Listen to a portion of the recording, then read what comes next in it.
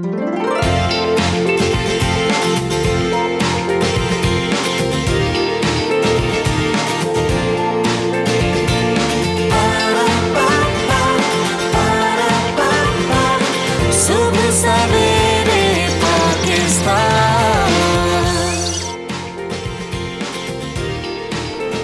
Morning, अस्सलाम वालेकुम। कैसे हैं आप लोग? उम्मीद करते हैं आप खैरियत से होंगे। सुबह सवेरे पाकिस्तान में खुशामदीद।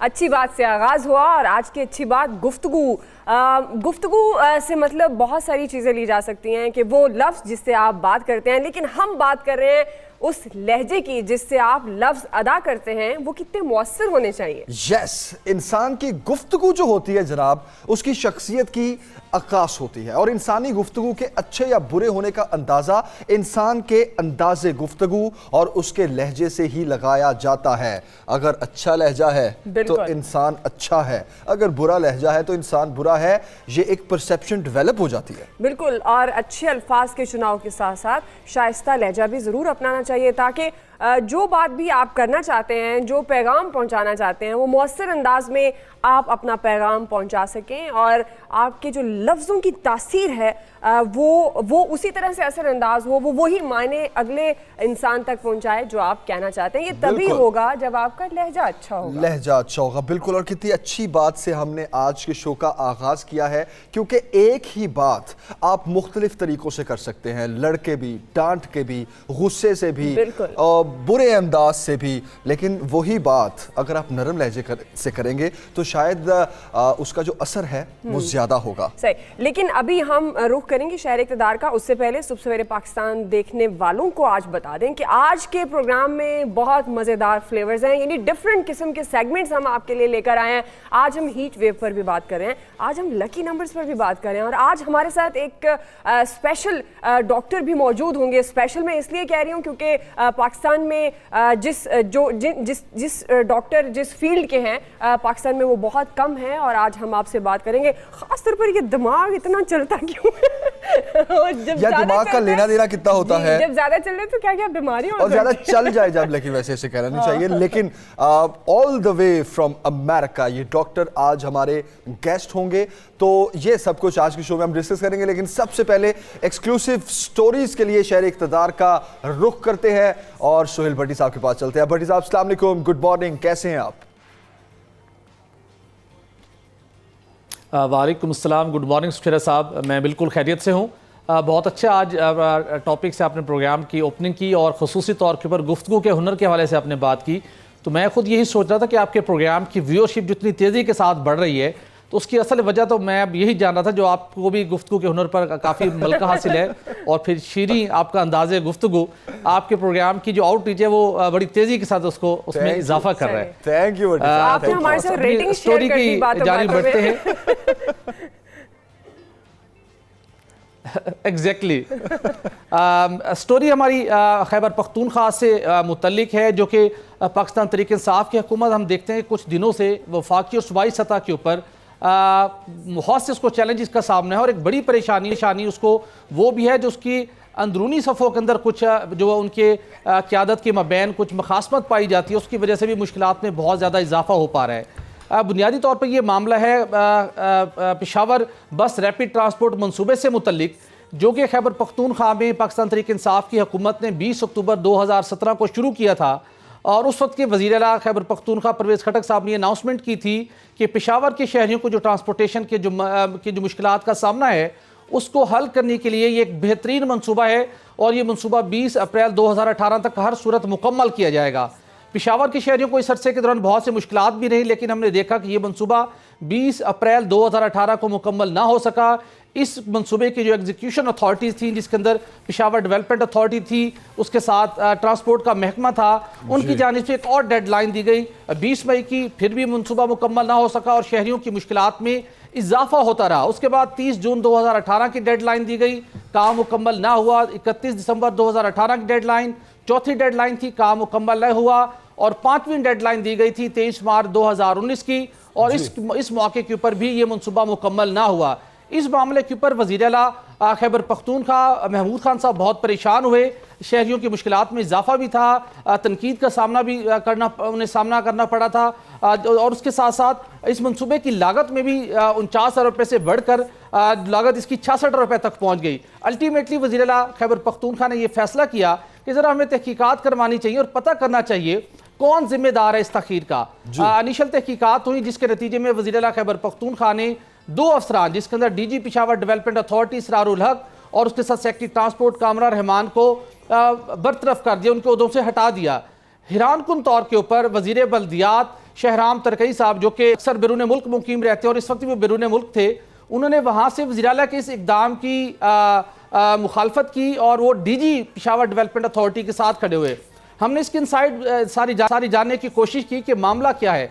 यकीनी तौर के ऊपर वज़ीर आला का इख्तियार है कि वो जब अफसरान डिलीवर न कर पा रहे हों, वो एक डेडलाइन दे रहे हो, अपनी कमिटमेंट को पूरी न कर पा रहे हो और हुकूमत को और अवाम को मुश्किलात का भी सामना हो, तो उनका राइट है कि वो कोई एक्शन लें।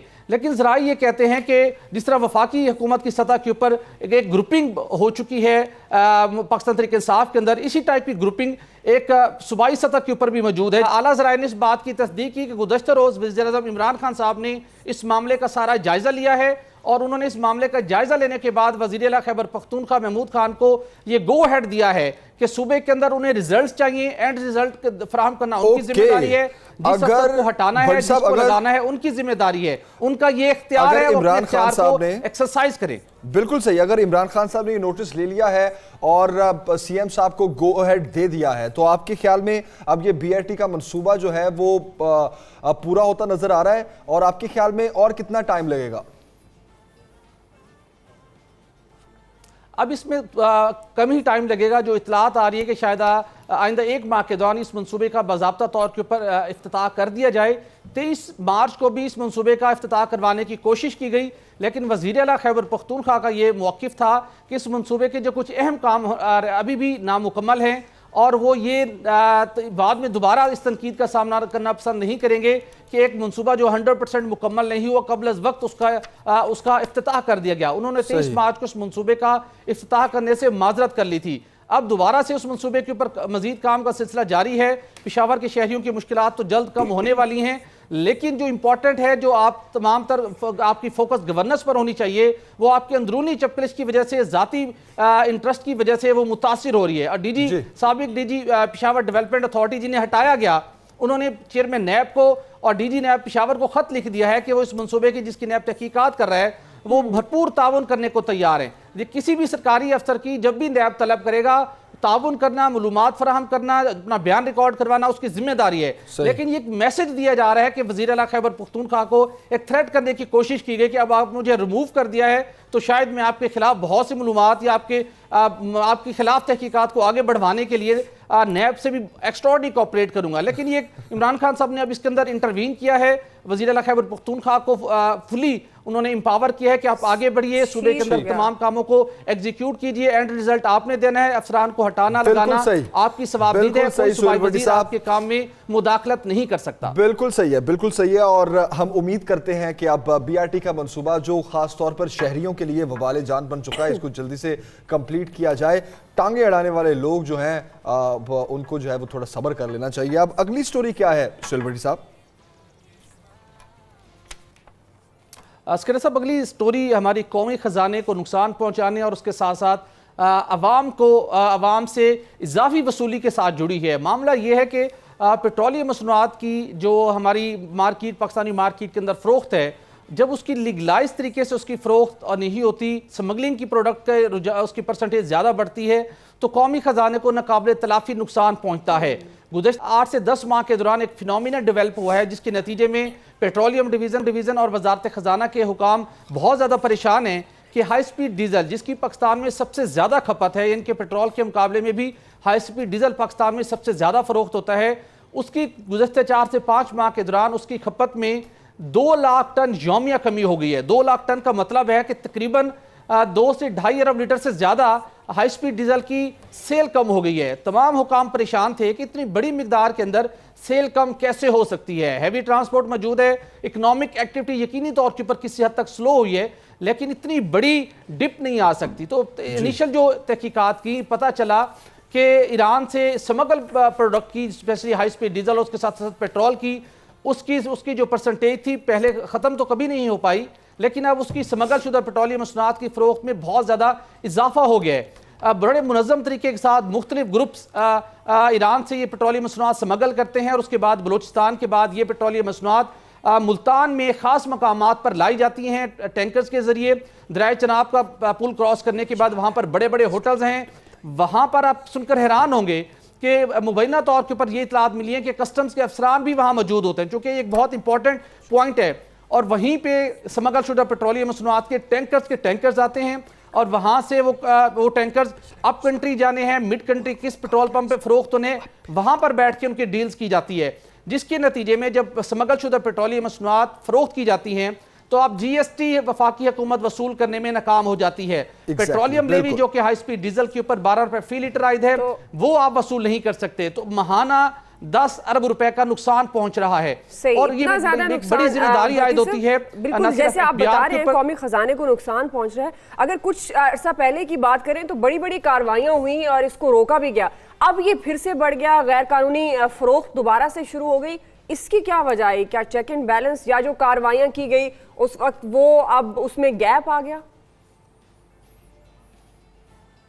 देखिए ये काम बड़े मुनज़्ज़म तरीके से होता है और अब इतलात ये हैं कि बेशतर बड़ी कंपनियां जो लीगलाइज तरीके से पाकिस्तान के अंदर पेट्रोलियम मसनूआत की फ़रोख्त का काम करती हैं, उन्होंने भी अपने मुनाफे में मज़ीद इजाफा करने के लिए वो भी प्रोडक्ट ऐसे माफिया से ख़रीद कर अपने पेट्रोल पंप्स पर फ़रोख्त करती हैं, जो कि इजाफाती इलाकों में उनके पेट्रोल पंप्स कायम होते हैं। तो चूंकि एक बड़े मुनज़्ज़म तरीके से काम चल रहा है, मुसलसल इसके ऊपर चेक एंड बैलेंस रखना पड़ता है। जैसे ही कस्टम्स का और उसके साथ साथ जो FBR के दीगर इदारे हैं जिसके अंदर उनकी जो इस सारे मामले के ऊपर इंटेलिजेंस के विंग है वो नजर रखते हैं, जैसे उनका कंट्रोल थोड़ा सा वीक होता है ऐसे माफिया काम में इजाफा कर देते हैं। उग्रा की भी जिम्मेदारी है। इसके साथ दूसरा बड़ा मामला है, जो पेट्रोल पंप्स लीगलाइज तरीके से काम करते हैं वो इजाफी वसूलियां करते हैं, लेकिन उग्रा खामोश दिखाई देता है। उग्रा तमाम पेट्रोल पंप्स के ऊपर चेकिंग करता है कि क्या उनके वाशरूम साफ है या नहीं, लेकिन ये उग्रा की जिम्मेदारी नहीं थी कि पेट्रोल पंप्स के ऊपर जाना, उनके वाशरूम को चेक करना और वहां पर बाहर अपने लेवल लगाना कि वाशरूम की सफाई को यकीनी बनाया जाए। ये सिटी गवर्नमेंट की जिम्मेदारी है, लेकिन उग्रा जिसने क्वालिटी को चेक करना है, जिसने प्राइसिंग को चेक करना है, वो बिल्कुल खामोश दिखाई देता है।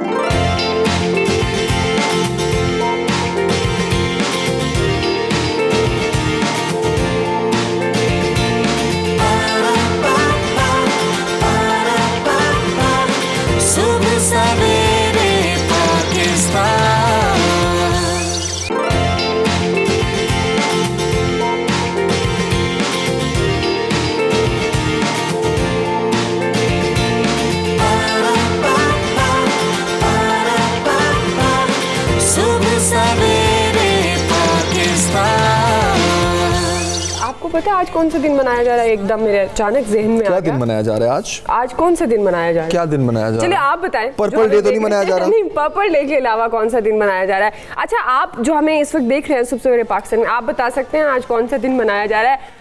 तो जल्दी तो आप बता नहीं सकते, चलें आप खुद से गेस करें।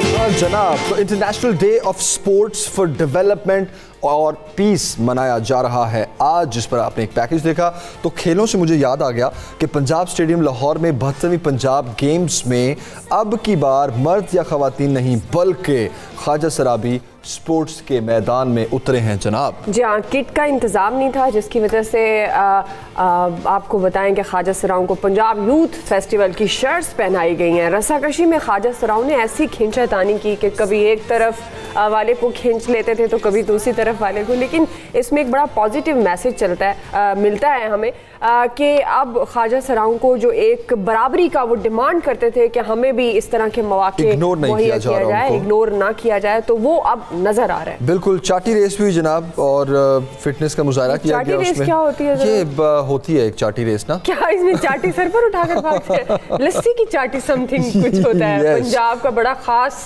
कल्चर है। और गेम्स जो ख्वाजा सराओं ने खेली, एक तो वो रस्साकशी थी, ठीक है, और उसके अलावा चाटी रेस थी, फिटनेस का मुजाहरा था और आई डोंट नो शायद नज़ाकत का भी मुजाहरा था इसमें कि नहीं? नहीं, आप ये देखिए कि वो कितने एक्साइटेड हैं और बहुत उन्हें वाकई इस चीज़ की खुशी है कि उन्हें इस तरह के गेम्स में भी वो पार्टिसिपेट कर रहे हैं। बड़ा अच्छा इनिशिएटिव है डेफिनेटली, और बड़े खुश नजर आए हैं, बहुत उनकी हौसला अफजाई की गई, इज्जत अफजाई की गई। तो ख्वाजा सिराज जो हैं वो खेलों में पहली बार, क्योंकि ये चूँकि पहली बार उनकी ये पार्टिसिपेशन है, तो उनको बहुत अच्छा लगा, बहुत खुश नजर आए। मेरा दिल कर रहा है कि कोई चाटी रेस हो लड़कियों की तो मैं भी उसमें जाऊं और चाटी रेस क्योंकि मुझे बहुत मजेदार किस्म की ये रेस लग रही है। क्या होगा वैसे इसमें? चले देख लेते हैं बाद में, नाजरीन से पूछ लेते अभी हम हैं। मुझे तो नहीं पता, तो नाजरीन से पूछ लेते हैं, कॉल करें, हमें बताएं चाटी रेस क्या होती है। चाटी रेस क्या है? वाओ व्हाट अ टॉपिक है ना, चाटी रेस क्या होती है। एनीवेज आगे बढ़ते हैं और कुछ बात कर लेते हैं मौसम की। इस बहुत जरूरी है मौसम की बात। गर्मी हो गई है, सीरियसली बहुत गर्मी हो गई है जो मुझे फील हो रहा है।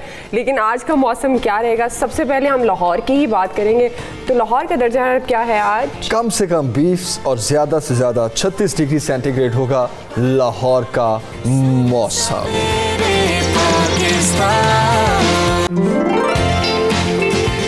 कराची की बात करते हैं। कराची में कम से कम दर्जा हरारत 25 और ज़्यादा से ज़्यादा जनाब 38 डिग्री सेंटीग्रेड रहने का इम्कान है। कराची वाले बेचारे जो हैं बहुत गर्मी बर्दाश्त करते हैं। तो कराची वालों के लिए आज के शो में बहुत एक स्पेशल चीज़ है, वो है हीट स्ट्रोक और हीट वेव से मुतालिक, जिसमें हम बहुत हेल्दी डिस्कशन करने जा रहे हैं, क्योंकि बल्कि सापा होंगी यस हमारे साथ। और कराची का मौसम चूँकि बहुत ज़्यादा गर्मी बर्दाश्त करनी पड़ती है कराची के शहरियों को, तो उनके लिए एहतियाती तदाबीर पे हम ये शो करेंगे। मशरूबात कौन से आप पिएं, रूटीन में आपकी क्या चीज़ें ऐसी हों कि आप हीट वेव से बच सकें।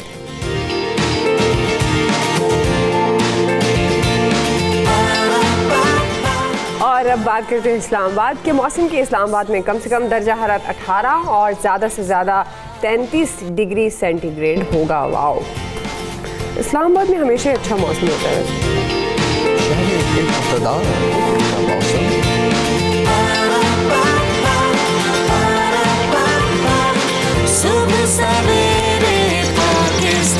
पेशावर का बताते हैं जी। पेशावर में कम से कम दर्जा हरारत 20 और ज़्यादा से ज़्यादा 36 डिग्री सेंटीग्रेड होगा।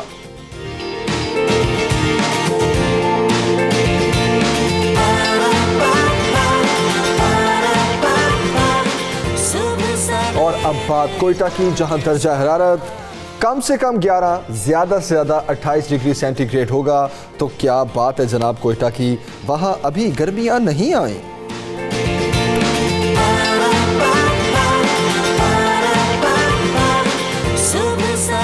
ओके जी हाँ, अभी हम एक ले रहे हैं ब्रेक, और ब्रेक हम ले रहे हैं, आपने ब्रेक नहीं लेनी सबसे पहले पाकिस्तान से, क्योंकि अभी आपका फेवरेट सेगमेंट स्टार्ट होगा जिसमें हमें बहुत सी कॉल्स आती हैं। कॉल करें और पूछें कि आपका लकी नंबर क्या है, लकी डे क्या है, लकी आपको क्या गाड़ी कौन सी होनी चाहिए, किस कलर की होनी चाहिए आपकी। अगर आप जॉब करना चाहते हैं तो कौन सी जॉब आपके लिए अच्छी रहेगी। अगर आप बिजनेस किस दिन जाकर इंटरव्यू देना चाहिए, लकी डे क्या होगा, लकी डे क्या होगा। हाँ। तो ये सारी बातें होंगी और हमारे साथ होंगे राजा हैदर। एक ब्रेक के बाद आप देखते रहिएगा सबसे पहले पाकिस्तान।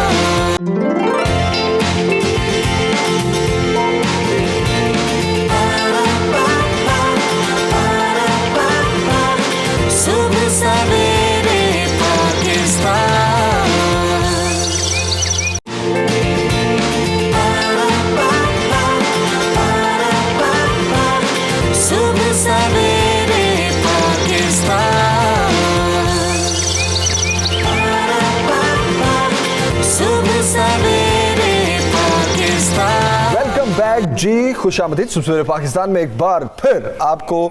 अब हम बात करेंगे लकी स्टोन की, लकी नंबर की, लकी कलर। राजा भाई वेलकम, कैसे शुक्रिया आप? जी, बहुत शुक्रिया इस मोहब्बत का एक बार फिर से बुलाने के लिए। और पर्पल डे ही मना लेते हैं आप लोग। मैं सिर्फ टाई देख के सोच रहा था, मुझे नहीं मिली कभी पर्पल टाई। मुझे कंट्रास्ट में तो मिल गई, लेकिन इतना गजब का। और ये बहुत लोगों को शायद ये प्रिंट नजर नहीं आ रहा है इसका BCO बनना चाहिए कि ये बड़ी ब्रांडेड टाई आपने पहनी है जो जच रही है। सबसे बड़ी बात कि हर किसी को सूट ये आप कह रहे थे पाइसेस और कैप्रिकॉर्न की मैचिंग इतनी जबरदस्त होती है, तो इसलिए ये देखिए हमें मिल जाते हैं ऐसे कलर्स मैचिंग करने के लिए वजह है। लेकिन क्योंकि सोच बहुत सारे लोग ये कहते हैं इन दोनों की डिफरेंट होती है, लेकिन डिफरेंट सोच के साथ एक साथ चलना और लॉन्ग जर्नी करना ये बड़ा कम होता है। ये तो हमारा आर्ट हुआ फिर। ये आर्ट हुआ, ये आर्ट हुआ। ये कमाल है। 2019 का कलर आपने पहना हुआ, कल आपने जिक्र किया था कि येलो कलर का ये ईयर है। जी हाँ बिल्कुल। तो येलो कलर में क्या होगा, लाइक आपको फायदे क्या होंगे या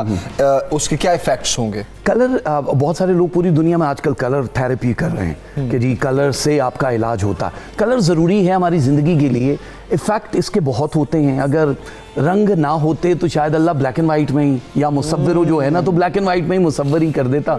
कलर का असर है कि आप देखें, बहुत सारे लोग कहते हैं, एक कॉन्सेप्ट है आम कि जी काला रंग हमारे पीरों ने कहा नहीं पहनना। पहली बात तो क्यों नहीं पहनना, एक वजह ये काला रंग अल्लाह ताला ने इतना पावरफुल बनाया है। काली रात अगर काली है तो गिलाफे काबा भी कितना कि उस पे कोई वाइट कलर नहीं, ग्रीन नहीं, कुछ भी नहीं लगा, काला कर दिया, लेकिन आपकी रूहानियत का एक मर्तबे को उरूज देता। तो इस कॉन्सेप्ट से निकल आओ। ब्लैक कलर एक वाहिद कलर है जो 12 के 12 ज़ोडिएक साइन पे चलता है। येलो आपकी एनर्जी को बूस्ट करता है। आप बहुत सारे लोग कहते हैं येलो नहीं पहने, आपको लगता है यरकान है, फला है, शेड आपके चेहरे पे जो आ रहा होता है, जबकि ऐसा नहीं है। ये आपकी ब्लड सर्कुलेशन को, जिनका हाई ब्लड प्रेशर नहीं रहता, लो रहता है, वो येलो कलर पहनते हैं। जिन लोगों की ज़िंदगी में मोहब्बत या रिलेशनशिप नीचे जाती है वो येलो कलर का इस्तेमाल करें। येलो तो कहते हैं नफरत का भी एक कलर है। नहीं, ये भी एक आम सी बात बनी हुई है। येलो नफरत का कलर होता तो ये शादी ब्याहों में जो फूल होते हैं येलो से, गेंदे के फूल, मेहंदी पे नफरत, बारात पे मोहब्बत, ये कैसी वो चल रही है। और बहुत सारे फूड्स जैसे हजम नहीं होते 1-2 दिन के लिए, लेकिन एक फूड ऐसा है जो पूरी जिंदगी हजम नहीं होता और वो है छुआरे शादी के। हजम नहीं होते तो मेहंदी से यार, तो छुआरों से अल्लाह बचाए। आपने कहा लकी कलर होता है और ये इंसानी शख्सियत पर असरअंदाज होता है, तो लकी नंबर क्या होता है? नंबर देखिए, नंबर की गेम जो है ये इल्म जफर जिसको हम न्यूमरोलॉजी पे लेकर जाते हैं, एक बड़ी कमाल है। 9 नंबर्स होते हैं। आज ये सबको बहुत आसानी से, हमारा लकी नंबर क्या है कैसे जानना है आपने? हर इंसान के 2 नंबर्स होते हैं। हर इंसान 2 नंबर नहीं होता, लेकिन हर इंसान के 2 तो होता है। बात तो सच है मगर बात है रुसवाई कहीं जिथे दाल लग गया। तो एक नंबर वो है जो आपका स्टार का है, जैसे वो अभी हम बताएंगे कि एरीज है तो उनका नंबर क्या है, अलग अलग। एक होता है जो आपकी पैदाइश का दिन है, यानी अगर आप 1 तारीख को पैदा हुए तो 1 आपका एक अदद हो गया, 9 तारीख को पैदा हुए तो 9 हो गया। अब कहानी ये है कि जो 9 के ऊपर की पैदाइश है वो कैसे मालूम करेंगे उनका क्या है। जो 11 तारीख को पैदा हुए उनका लकी नंबर 2 है। जो 1+1 उनको जमा करना है आपने। जो 13 तारीख को पैदा हुआ उनका लकी नंबर 4 है। जो 14 को पैदा हुआ, इसलिए, और जो 18 को पैदा हुए उनका लकी नंबर 9 है। 9 के ऊपर नहीं जाता है। और जो मतलब बाज़ोगत होता है कि आप ज्यादा जाते हैं, जैसे 28 तारीख को जो पैदा हुए 8 और 2 10 बन जाते हैं, तो 10 तो इसमें इल्म जफर में नहीं है, तो उनका अदद 1 है, 0 माइनस करके उनका। तो 28 तारीख वालों का भी अदद 1 है। 1 और 9 की गेम बड़ी स्ट्रॉन्ग है। तो नंबर जो है डिजिट बहुत जरूरी है। गेम स्ट्रॉन्ग क्या मतलब? नंबर देखिए, जैसे कुरान में भी जिक्र है, ये चांद सितारों की अगर हम बात करें तो और गिनती का शुमार किया करते थे लोग चांद सितारों की मूवमेंट के हिसाब से। तो ये गिनती बड़ी अहम होती है जो नंबर्स है। पहले ज़माने में जब सुमैस ने ये कैलेंडर नहीं निकाला था तब भी गिनती अंडों की सूरत में होती थी। दायरे बनाते थे एग्स के, 5 एग्स का मतलब 500, और फिर उसके नीचे 1 एग का मतलब कि 1000 हो गया। नंबर्स ये सारा चलता है। नंबर आपको क्या सपोर्ट करता है? बहुत सारे लोग कहते हैं जी लकी नंबर का क्या फ़ायदा। जो लोग प्राइस बॉन्ड ले रहे होते हैं, घर लेते हैं, गाड़ी लेते हैं, तो वो कोई भी ले लें, लेकिन कहते हैं यार ये नंबर हमारे लिए बड़ा लकी है। तो लकी जो है बेसिकली लक, किस्मत, और की चाबी। तो ये लक की इसीलिए कहा जाता है इसको, चाहे नंबर्स में हो चाहे आपके स्टोन्स में हो। हैदर भाई, जिस पत्थर का क्या होना, तो लकी जो पत्थर होता है वो स्टार्स के अकॉर्डिंग होता है, या आप वैसे डेट ऑफ बर्थ देख के या उसकी पर्सनैलिटी के अकॉर्डिंग भी रिकमेंड करते हैं? डेट ऑफ बर्थ नहीं है दुआ, अगर तो आप किस तरह पहनेंगे? डेट ऑफ बर्थ बहुत सारे लोगों को नहीं पता होता, तो उसमें लोग बहुत तजर्बात कर रहे होते हैं। लाइक अगर किसी को यहाँ पे दर्द हो रहा है तो ज़रूरी नहीं है कि ये किडनी का ही दर्द होगा, अपेंडिक्स भी हो सकता है, मैदे का प्रॉब्लम भी कुछ हो सकता। अब किडनी के मरीज को अगर आप दिल की दवाई देंगे तो रिएक्शन क्या आएगा? गलत पत्थर आप नहीं सजेस्ट कर सकते। इनकी हीलिंग पावर बहुत, पूरी दुनिया में से इलाज। एक कॉन्सेप्ट को खुदा के वास्ते निकाल दो। अब ये बड़ी टेक्नोलॉजी का दौर है, जो एक बड़ी बात के जी पत्थर आपकी तकदीर नहीं बदल सकते, डेफिनेटली नहीं बदल सकते हैं, लेकिन सिंपली एक चीज़ है कि आपको ये छोटी सी दवाई है, गोली है, वो सर दर्द के लिए भी उसी की शक्ल होगी, कैंसर का इलाज भी वही करती है। तो गोली इज नॉट अल्लाह, लेकिन आप एक टूल इस्तेमाल कर रहे हैं जो आपके ब्लड में जाएगी। तो थोड़ा सा हर चीज़ को मजहब के साथ नहीं आप कर दे। और एक बड़ा खूबसूरत सा कॉन्सेप्ट जो लोगों को नहीं पता, हजूर पाक के हाथ में 2 अंगूठियाँ थी, एक जिस पे अल्लाह रसूल मोहम्मद लिखा हुआ था, तो वो मुहार भी थी उनकी। तो हज़रत अली को जिस वक्त भेजा कि सुनार के पास जाओ, ये आपने भेजा कि ये लिख के लाना है, तो उर्दू या इल्म हुरूफ या कोई भी एक लफ्ज़ होता है तो मोहम्मद रसूलुल्लाह लिखने के लिए पहले मोहम्मद है, फिर रसूल है, फिर अल्लाह है। लेकिन आपने अगर वो अंगूठी या वो नक्श देखा है तो उस पर सबसे ऊपर अल्लाह है, बीच में रसूल है और नीचे मोहम्मद है, जबकि वो लफ्ज़ इस तरह शुरू हो नहीं बनता। तो परवरदिगार ने कहा कि तुमने मेरे नाम को मोहम्मद इतनी रिस्पेक्ट दे दी, वो बर्दाश्त नहीं हुआ कि मेरे अल्लाह का नाम मोहम्मद रसूलुल्लाह में भी लास्ट पे आ, जो उन्होंने अल्लाह ऊपर, रसूल बाद में, फिर मोहम्मद। तो एक वो हुब भी होता है, लेकिन स्टोन हर पैगंबर हर नबी के हाथ में। स्टोन बिल्कुल, और स्टोन का ना आप ये बता दीजिए कि सिर्फ स्टार्स के साथ ही है ना? स्टार्स के साथ भी, और जिनको नहीं पता स्टार्स के अलावा तो वो अपना नाम और वालदा के नाम के साथ। ओके, हम ऐसा करते हैं, आप जल्दी से ना पहले स्टोन्स का बता दें, स्टार्स के हिसाब से स्टोन्स का बता दें, फिर अगर कोई ऐसा कॉलर आ जाता है जिसको स्टार नहीं पता होगा तो उसको हम नाम से बता दें। बिल्कुल बता देते। अच्छा, सबसे पहले बहुत सारी चीज़ें हैं। हमल यानी एरीज वाले जो हैं वो अपनी एक तो डेट ऑफ बर्थ बता दिया कि कैसे फॉलो करेंगे, 23 तारीख को पैदा हुए तो अदद 5 है, लेकिन हमल वालों का जो लकी नंबर है वो 6 होता है, तो आप हमेशा से 6 के ऊपर ही जा सकते। और बहुत सारे लोग कहते हैं जी प्राइज बॉन्ड के नंबर या उनके नंबर तो बहुत ज़्यादा होते हैं, वो हम कैसे ले? सबको जमा करते रहना है जब तक कि वो एक अदद ना रह जाए, ठीक है? 5 में 2 जमा किया, वो आखिर पे 3, मतलब ये पूरा बहुत आसान है। और इनका जो स्टोन है वो डायमंड पहन सकते हैं हमल वाले, बहुत कम लोग हैं जिनको हीरा या नीलम जो है वो सूट करता है। ये पुखराज पहन सकते हैं, ये याकूत पहन सकते हैं, ये 3 पत्थर हैं, डायमंड है, पुखराज है और याकूत है, ये आप कहीं भी चांदी सोने में पहन सकते हैं। और एक फैक्ट जो होता है, जो बहनें हैं या भाई भी जो करना चाहे, जो नाक छिदवा के या कान छिदवा के पहनते हैं उसका इफेक्ट उससे ज़्यादा होता है जो आप छल्ला पहन रहे होते हैं, लड़कियाँ खास तौर पे जो सांस के जरिए जो जा रहा होता है। सो मैंने अपने डायमंड पहने हैं, तो मैंने कान छिदवा के ही नॉर्मली शुरू से यही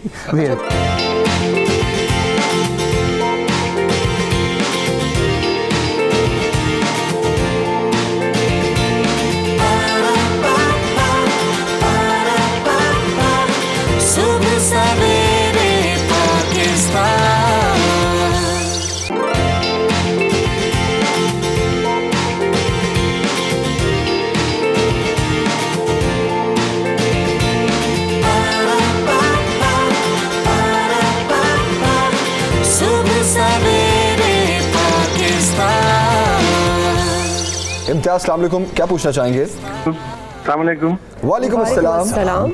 हाँ जी, वो इम्तियाज हैदर कर दूँ? जी जी, इम्तियाज हैदर से कर 3 दूं। मार्च जी जी 1960। ठीक हो गया, 1960 है। और प्लेस ऑफ बर्थ से कर दूं है आपकी? जी सर। और अम्मी का नाम दे देंगे आप? हाजरा जी। हाजरा भी ठीक हो गया। सवाल क्या है भाई आपका? सवाल अपना स्टार, उसका स्टोन कौन सा पहनना चाहिए? स्टोन कौन सा पहन सकते हैं आप? ओके जी, ठीक है, आपको अभी बता रहा हूँ मैं। पहली चीज़ तो ये भाई, बहुत शुक्रिया, आपने बड़ी देर की मेहरबान आते आपने अगर ये पहले स्टोन पहन लिया होता। एक तो पत्थर है, मतलब नॉर्मली पत्थर होता है येलो सफ़ायर, आप ज़रूर पहनिएगा। आप फिरोज़ा ज़रूर पहन सकते हैं, लेकिन मैं जो रिकमेंड करूँगा वो 9 रत्न की अंगूठी बनवा लें आप। किसी भी ज्वेलर के पास जाएं, बहुत सस्ती सी बन जाएगी, लेकिन वो पत्थर अगर ओरिजिनल हैं तब आप पे इफेक्ट करेंगे। 9 पत्थर एक स्टोन, मतलब छोटे छोटे, उसमें हीरा नहीं होता, बाकी सारे पत्थर आप उसमें लगाते हैं। 9 रत्न की रिंग आपके लिए बहुत अच्छी है, आपकी हेल्थ और आपकी वेल्थ दोनों के लिए, फाइनेंस और सेहत के लिए, दोनों के लिए बहुत बेस्ट है। तो आपके लिए यही सवाल था, इसी का जवाब इतना ही।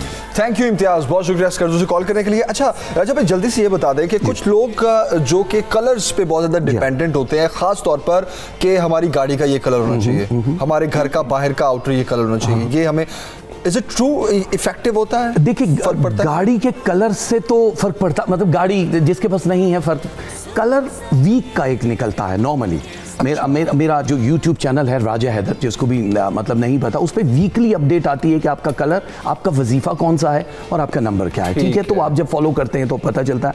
आपके घर में उस कलर का होना जरूरी है। फर्ज करें कि गोल्ड कलर निकल आया आपका इस हफ्ते का, अब आप तो गोल्ड नहीं पहनेंगे, लेकिन आपके पास अगर घड़ी में भी गोल्डन कुछ है या आपके घर में कोई गोल्डन गुलदान सा पड़ा हुआ है बेडरूम में, खास तौर पर ख्वाबगाह इसके लिए अहम होता है क्योंकि ज्यादा टाइम आपका वहां गुजरता है, तो वो इफेक्ट उसी तरह कर रहा होता है जो आप वेयर करते हैं। और वो इफेक्ट्स क्या होते हैं? इफेक्ट जैसे हेल्थ के ऊपर आता है, वेल्थ पे आता है। नजरे बद अगर लग रहे होते हैं, प्लैनेट जो मूव कर रहे होते हैं, तो उस टाइम में वो बुलेट प्रूफ जैकेट बन जाते हैं वो कलर आपके लिए। वैसे तो कोई भी कलर पहन सकते हैं आप, तो बहुत सारी चीजें ऐसी हैं कि आप वो भी करते हैं। ठीक है, एक कॉलर भी हमारे साथ ताहिरा है बहावलपुर से। अस्सलाम वालेकुम ताहिरा, गुड मॉर्निंग, क्या बात करना चाहेंगी?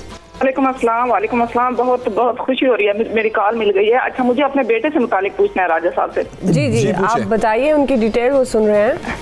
अच्छा, वो 4 अप्रैल 1994 को पैदा हुए हैं, भावलपुर में पैदा हुए हैं, और उनका मसला ये है कि एक तो बहुत गुस्से वाले हैं, दूसरा उनके जॉब के मुतालिक पूछना है। कोई जॉब नहीं कर सकते, जॉब मिलती नहीं है, मकसद है बेरोजगारी के मुतालिक। अच्छा, उनका नाम दे देंगी आप प्लीज? अबूजर है। और आपका नाम क्या है बहना? ताहिरा हो गया जी। 2 दफा ताहिरा लगा दे।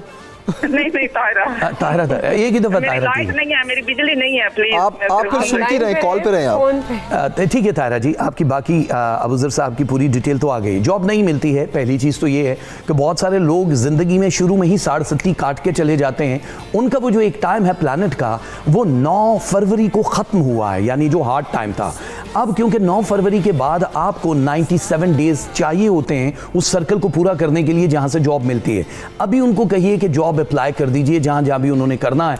5 जगह करेंगे तो उनको 3 जगहों से रिप्लाई ज़रूर आएगा, लेकिन ये वाली जो जॉब है ये 37 मंथ से ज़्यादा की नहीं होगी, क्योंकि 37 मंथ में 2 प्लैनेट ऐसे हैं जो इनको मूव करवा रहे हैं, किसी और सिटी, किसी और कंट्री में इनको धकेल रहे हैं। ये चाहें या ना चाहें वो ऑप्शन इनके पास ज़रूर आ जाएगा। सो इस पर ज़रा सीरियसली इनको सोचना चाहिए कि ये मौका फिर इनको 2027 में मिलेगा। तो अगर ये टाइम ज़ाया करना चाहते हैं तो ठीक है, लेकिन जॉब इनके लिए बहुत करीब है, तो अभी ज़रूर अप्लाई कर दीजिए। इनके लिए 2 तस्बीह मैं सजेस्ट कर रहा हूँ जो इनके नाम के साथ जा रही हैं। एक तस्बीह या मतालो बहुत ज़रूरी है, और एक तस्बीह या उफुओ, ये दोनों इन्होंने पढ़नी है। ये 6 डेज के लिए कम से कम है, इंशाल्लाह काम हो जाएगा। भाई जैसे आप कह रहे थे कि गाड़ी का कलर या आप जैसे वीकली कलर्स बताते हैं और वो असरअंदाज होता है, डेफिनेट होता है। अभी एरीज का आप बता रहे थे कि उन्हें ये करना चाहिए, तो टॉरस के लिए कौन सा स्टार लकी है, नंबर लकी कौन सा? एरीज के लिए कलर जो है रेड, ब्लैक और पिंक है, ये उनको ज़रूरी पहनना चाहिए। ये वो कलर हैं जो पूरी लाइफ चलेंगे। इसके बाद जो टॉरस है, सौर वाले जो हैं, इनका लकी नंबर जो है वो 4 है। जो इनका स्टोन है, जो लकी नंबर तो 4 हो गया, और दूसरा आपकी डेट ऑफ बर्थ वाला मरजान आपने ज़रूर पहनना है। अकीक यमनी आप ज़रूर पहन सकते हैं, उसमें येलो और ब्लैक अकीक ज़्यादा इफेक्ट करेगा, वो आप पहन सकते हैं। फिरोज़ा आप पहन सकते हैं। और एक पत्थर होता है दुरे नजफ़, वो 2 कॉन्सेप्ट हैं, एक होता है मुए नजफ़, एक होता है दुरे नजफ़। दुरे नजफ़ पहनना है, मुए नजफ़ हर किसी के लिए होता है, वो रूहानियत के लिए या उसके लिए वो भी खालिस मिल जाए तब। कलर जो पहनने हैं आपने वाइट, ब्लू, नीले की जितनी भी किस्में हैं, और ऑरेंज है, ये टॉरस वालों के लिए। इसके बाद जेमिनी है, जेमिनी वालों का अदद जो है वो 5 है। उनका डे जो है वो वेडनेसडे है। आपका जो कलर है वो ज़्यादातर आप अकीक, नौरतन या जमरुद पहन सकते हैं, और हमेशा से ये जितने भी जोज़ा वाले हैं ये येलो कलर, ब्लैक कलर ये पहन सकते हैं, और ग्रीन कलर, ये तीनों कलर इनकी लाइफ को बहुत बढ़ा देते हैं। बाकी तो आपकी स्ट्रगल है ज़रूरी। अच्छा राजा भाई, बहुत से लोग ना कंफ्यूज इस चीज़ में भी होते हैं कि वो खुद से भी ऑनलाइन बहुत सी चीजें पढ़ के ना बहुत ज्यादा चीजें एब्जॉर्ब कर लेते हैं अपने अंदर। नंबर 1। नंबर 2, अगर पता चल भी अच्छा मेरा लकी डे ये है, लकी कलर ये है, फिर उनको ये नहीं पता होता कि हाउ टू यूज इट। मतलब मेरा लकी डे वेडनेसडे है, तो what should I do on Wednesday? ठीक है, ये पूरे वीक का जैसे एक कलर निकलता है, एक तो पर डे का होता है, उसमें आप फंस गए तो बहुत मुश्किल होगा। जैसे मैं पूरी दुनिया में जहाँ ट्रैवल करता हूँ तो गोरों को होता है कि मुझे 30 डेज के आपने कलर्स और नंबर्स निकाल के देने, क्योंकि नंबर हर वक्त चेंज होता है। एक बात, ये इसी ज़ायरा शो हो रहा है, मैं इसके तवज्जुह से कर दूं, ये जो शोज़ चल रहे होते हैं कि क्रिकेट के मैच में बहुत सारे लोगों को भी बिठा देते हैं, वो बंदर भी बेचारा बैठ जाता है मुख्तलिफ कि कौन जीतेगा, दैट्स टोटली फेक। इसका कोई न्यूमरोलॉजी, एस्ट्रोलॉजी से ताल्लुक नहीं है। इसमें 12 खिलाड़ियों की अम्मी के नाम से लेकर डेट ऑफ बर्थ तक नहीं होता किसी के बाद, जो 12 उसके ऑपोजिट खेल रहे हैं वो, फिर उस टाइम पे प्लैनेट किसने कितने छक्के, ये सब छक्के वाले ही काम। ये तो आप दोनों में से कोई एक इंडिया, एक पाकिस्तान जीतेगा, वो जीतेगा, तो ये अंतर्यामी नहीं हो जाते। कोई नजूमी नहीं हो जाते। तो इन चक्करों में ना पड़िएगा कि जी प्राइस बॉन्ड के नंबर निकाल दो, वरना सारे नजूमी दुनिया के अमीर तरीन लोग होते, ऐसा घोड़े की रेस पे लगा दिया तो नहीं होता। एक बंदा था, उसका लकी नंबर 7 था, उसको सुबह सुबह 7 बजे कॉल आई। उसने कहा यार 7 बजे कॉल आ गई, एक बंदे ने कहा तुम्हारा प्राइस बॉन्ड निकल आया। उसने प्राइस बॉन्ड देखा, उसमें 7 करोड़ निकल आए उसके। उसने कहा यार आज का दिन लकी 7 है। वो घोड़े की रेस पे गया, उसने 7 नंबर घोड़े पे 7 करोड़ लगाया और हार गया। 7वें नंबर पे आ गया।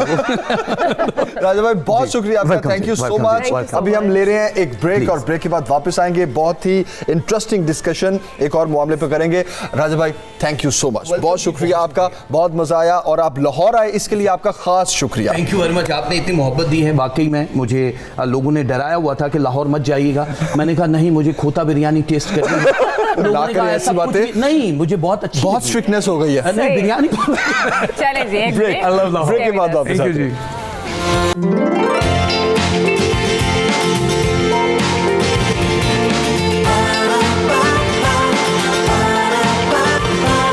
सुबह सवेरे पाकिस्तान,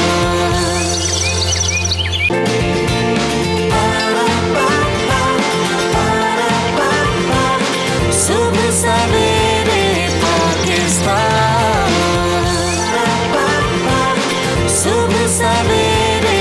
जी हाँ जनाब, पाकिस्तान समेत दुनिया भर में माहौलियाती तब्दीलियों के बायस शदीद खतरनाक असरात देखने में आ रहे हैं। इस साल की अगर बात की जाए, पाकिस्तान में जो बारिशें हुई, जो बर्फबारी हुई, रिकॉर्ड तोड़ थी वो, क्योंकि मौसम सरमा हमने देखा ऐसा, तो अब मौसम गर्मा जो आएगा उसमें भी रिकॉर्ड तोड़ गर्मी पड़ने की खबरें सुनने को मिल रही हैं। और ये भी कहा जा रहा है कि हीट वेव इस मरतबा पहले से ज़्यादा मुतासिर कुन होगी। आज 6 अप्रैल के रोज़ जो गर्मी बाहर हो रही है वो वाकई तशवीशनाक है। बहरहाल हीट वेव की बदौलत इंसानी जानों को शदीद खतरात लाक होते हैं। ख़ास तौर पर जब हम कराची की बात करते हैं तो कराची में पिछले चंद सालों में सैकड़ों अफराद की हलाकतें भी हीट वेव की वजह से हुई हैं। और आज के हमारे प्रोग्राम में इस सेगमेंट में हम बात करने वाले हैं कि हीट वेव और गर्मी से बचने के लिए अहम मालूमात आप तक पहुंचाएंगे। क्या एहतियाती तदाबीर हो सकती है, क्या कैफियत और अलामात होती हैं जब आपके को सोचना चाहिए कि अब आपको इससे बचने के लिए क्या क्या करना है। बिल्कुल, तो बात करते हैं, हमारे साथ हैं डॉक्टर बिल्किस साहिबा। बिल्किस साहिबा अस्सलाम वालेकुम, बहुत शुक्रिया आपका, थैंक यू सो मच। कैसी हैं आप? वालेकुम अस्सलाम, बहुत शुक्रिया आप लोगों के बुलाने का। जी मैं बिल्कुल ठीक हूँ। बिल्किस साहब, अब कराची में मौसम हम देख रहे हैं, गर्मी जो है वो कदरे ज़्यादा होती है और हीट वेव से हीट स्ट्रोक के जो मामलात हैं वो बहुत ज़्यादा देखने में आते हैं, इमरजेंसी भी लगा दी जाती है। तो हम एक कोशिश ये कर रहे हैं कि हीट वेव से कैसे बचा जाए, गर्मी से कैसे अपने आप को महफूज रखा जाए। सबसे पहले तो ये बता दें कि हमारी सेहत पर क्या असरात होते हैं बहुत ज़्यादा गर्मी में हीट वेव से जो मुतासिर होता है जिस्म, हीट स्ट्रोक हो जाता है, सबसे पहले तो वो हमें बताएं। अच्छा देखिए, सबसे पहले तो मैं prevention is better than cure, यानी कि आप पहले अपने आप को प्रिवेंट करें कि आप उस हालत में नहीं जाएं। जब हीट स्ट्रोक हो जाता है तो हमारे सारे आज़ा ऑर्गन जो है मुतासर होकर वो ख़त्म हो जाते हैं। ठीक है, वो लम्हों में इंसान जो है ख़त्म हो जाता है। ठीक है, तो हम उस पर ना जाएं, उसकी हम बात करते हैं कि हमें वो उसका सामना ना करना पड़े। क्योंकि अगर इंसान, क्योंकि अमवात इसलिए ज़्यादा हुई थी कि बंदा गिरते ही ख़त्म हो रहा था। तो हम पहले बात करते हैं कि एहतियात क्या करनी चाहिए। एहतियात ये करनी चाहिए कि सुबह 11 बजे से लेके शाम 4 बजे तक बिला ज़रूरत घर से ना निकला जाए। और अगर बच्चों को स्कूल लेने जाते हैं तो गाड़ी जो है वो साए में लगाएं और छोटे बच्चों को गाड़ी में नहीं बिठाना चाहिए। और जैसे गाड़ी बंद करके हम चले जाते हैं कि हम कुछ लेकर आ जाएंगे, ये भी ख़तरनाक है। और अपने फ्यूल जो है उसको, जो पेट्रोल है उसको फुल ना कराया जाए, आधा रखा जाए।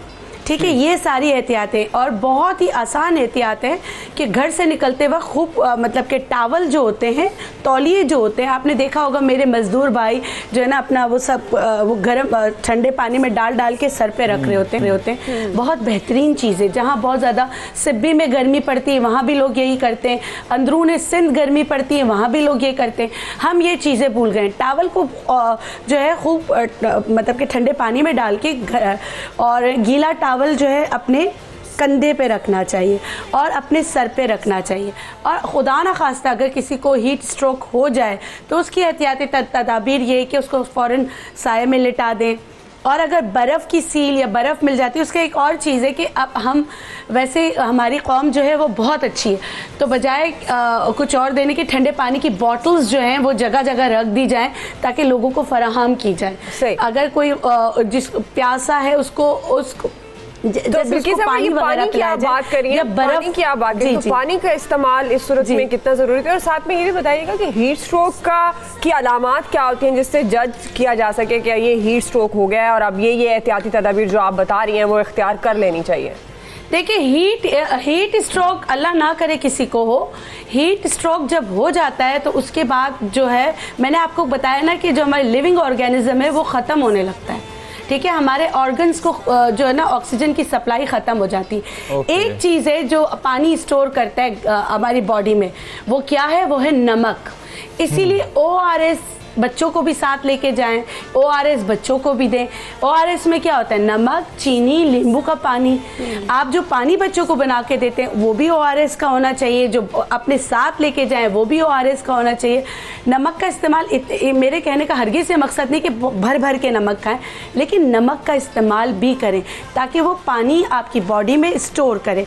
और मैं आपको बहुत अच्छी रेमेडी बता रही हूँ कि जो लोग ORS नहीं पसंद करते पीना, तो आज मैं आपको एक एलोवेरा का शरबत बनाना बता रही हूँ जो अपने साथ जो है कैरी कर सकते हैं, क्योंकि ये बड़ा सूदिंग और नरिशिंग होता है। और इससे हीट स्ट्रोक से बचने का तो बेटा दुआ मैं आपको सही बताऊं कि वो जो टाइमिंग है उसको अवॉइड करें। आपकी बॉडी में वाटर रिटेन होना चाहिए ताकि आप मुकाबला कर सकें, ठीक है, ताकि आप उस टेम्परेचर का मुकाबला कर सकें। उसके लिए सबसे बेहतरीन चीज़ जो मैंने बताई जो है या तो मलमल का कपड़ा या टावल, वो और है ना अपने कपड़ों में, क्योंकि जो हीट एब्जॉर्ब करने वाले कलर है वो नहीं पहनने चाहिए।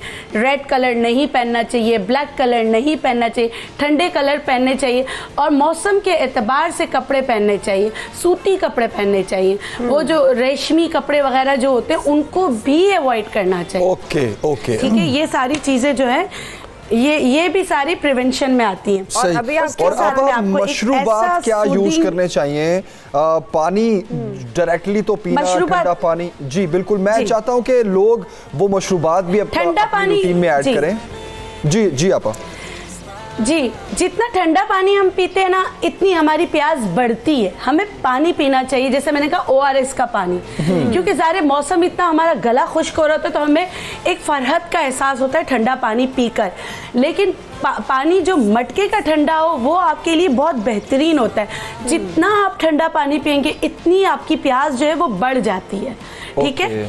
अच्छा, और मशरूबात आप देखिए जैसे ही गर्मियाँ आना शुरू होती हैं हर जगह आपको सत्तू मिलना शुरू हो जाता है। यस, सत्तू से अच्छा शरबत कोई नहीं, ठीक है। हर जगह आपको सत्तू मिलना शुरू हो जाता है, हर ठेले रेड़े हर जगह पे आपको और जो चीज़ मिलती है वो नींबू का शरबत मिलना शुरू हो जाता है और फिर आपको खरबूजे का, तरबूज का शरबत मिलना शुरू हो जाता है।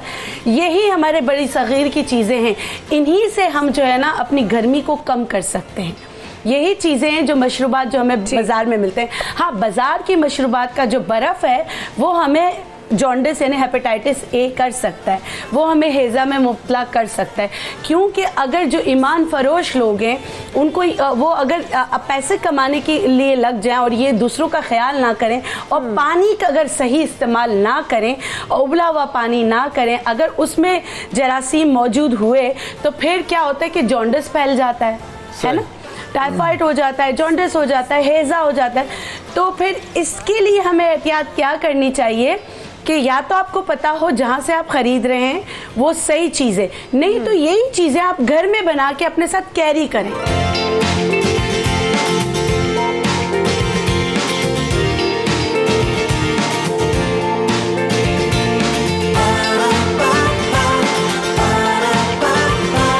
सुबह सवेरे पाकिस्तान।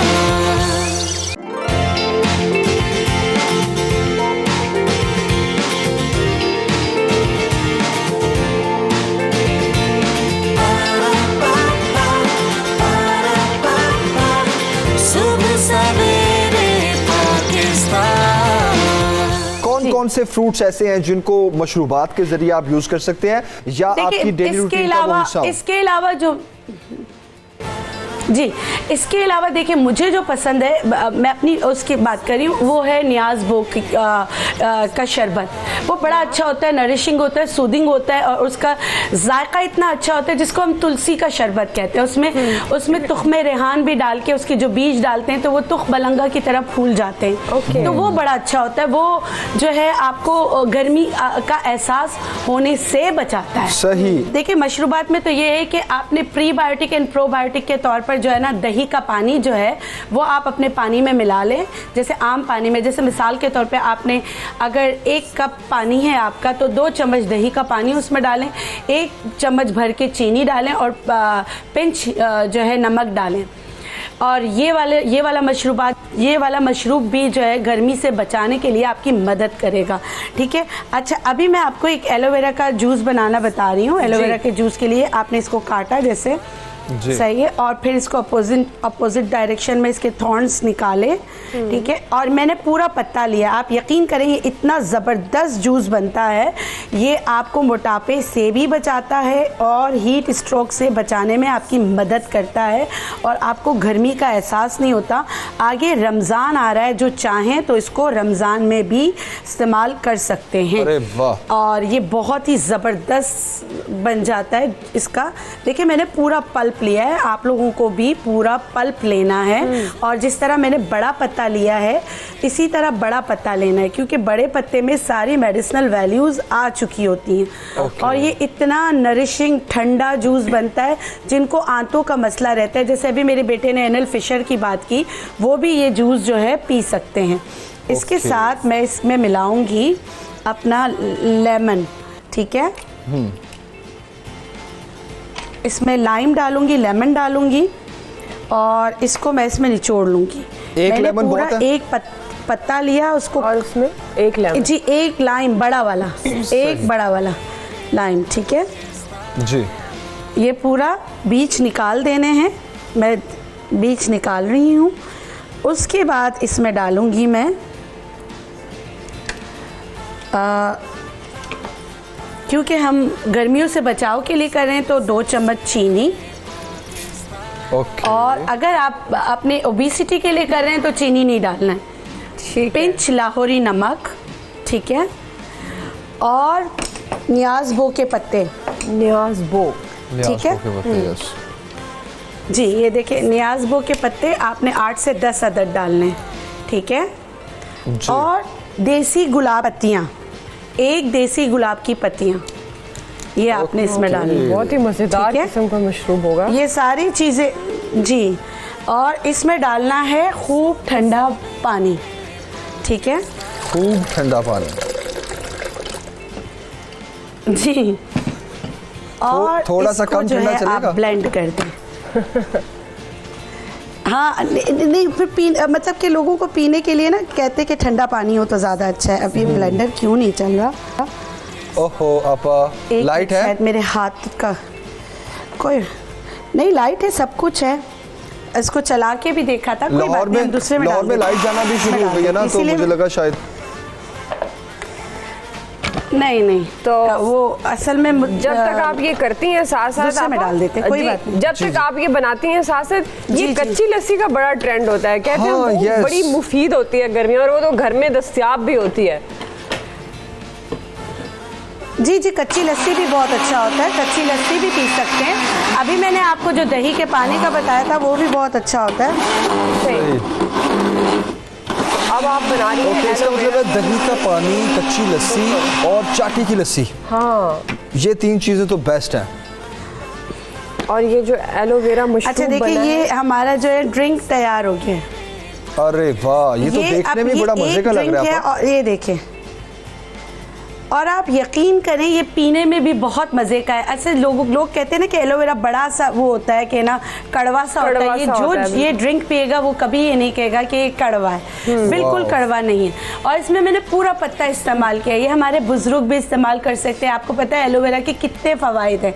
ये आपके जो है जोड़ों के दर्द के लिए अच्छा है, आपके जिगर के लिए अच्छा है, आपके मैदे के लिए अच्छा है, आपकी स्किन तो के लिए मैंने अच्छा कहा क्यों ना मैं अपने व्यूवर्स को एक नई ड्रिंक, जी आपकी स्किन के लिए अच्छा है। आप जिनको प्रॉब्लम होती है कि दाने निकालता है, जिनको गर्मियों में दाने निकलने की शिकायत होती है, तो वो ये पी के देखें, उनको दाने निकलना भी कम हो जाएंगे। Very nice. ये देखिए मैंने एक बड़े पत्ते से 2 ग्लास एलोवेरा का जूस बना लिया और बहुत ही ये ज़बरदस्त बनता है।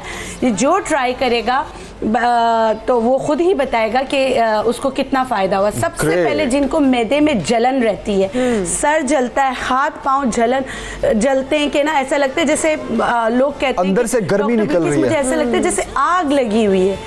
तो हाँ, गर्मी निकल रही आग, और इतनी उनको बेचैनी होती है। गर्मियाँ उनके लिए एक अजाब बन जाती है। गर्मियों का मौसम, एक तो उनका मिजाज गर्म और उनका मैदा गर्म, और फिर मौसम की सख्ती वो बर्दाश्त नहीं कर सकते, तो ये पिएंगे तो इंशाल्लाह उनका रमज़ान भी अच्छा गुजरेगा और उनकी गर्मियाँ भी। बहुत अच्छे बिल्की साहबा, बहुत अच्छे, आपने बड़ा अच्छा ड्रिंक बताया हमारे देखने वालों को। हमेशा की तरह आपकी तरफ से बड़ी ज़बरदस्त किस्म की चीज़ें आती हैं और लोग उससे मुस्तफ़ीद भी होते हैं। बहुत शुक्रिया बिल्की साहब। ब्रेक के बाद वापस आएंगे और हम बात करने जा रहे हैं स्पाइनल कॉर्ड पे और न्यूरो सर्जरी पे। एक ब्रेक के बाद जल्दी से वापस आते हैं। आप देखते रहिएगा सबसे बड़े पाकिस्तान।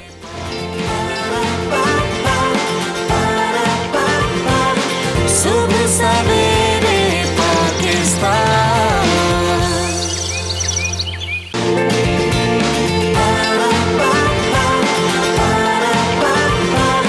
सुबह सवेरे पाकिस्तान।